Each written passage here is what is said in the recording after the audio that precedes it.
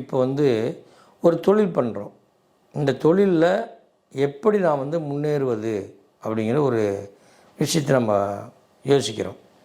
அப்போ ஒரு தொழிலை செய்யும்போது புதுமையாக ஒருத்தர் செய்கிறார் அப்படின்னா நீங்கள் பாருங்கள், உங்களுக்கே புரியும். அந்த புது தொழில் செய்யும்போது அவர்களுக்கு எதுவுமே புரியாது.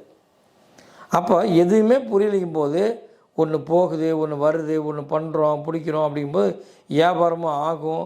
அப்போ எல்லாமே கரெக்டாக போகிற மாதிரி நமக்கு தெரியும். ஆனால் நம்ம எவ்வளோ போடுறோம், என்ன எடுக்கிறோம், எவ்வளோ எடுக்கிறோம், இது எதுவுமே புரியாது.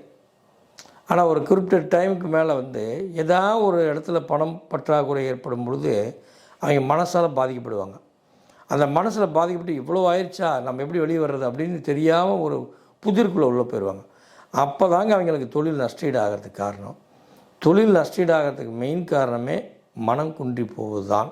அப்போ சாதிக்கணுங்கிற ஒரு நோக்கம் இருந்தால் நிச்சயமாக நீங்கள் கிரியாவை எடுத்து பாருங்கள். வாழ்க்கையில் சிறப்பாக வாழலாம். உங்களுடைய வாழ்க்கையில் என்ன நீங்கள் நினைக்கிறீங்களோ அத்தனை சாதிக்கலாம்.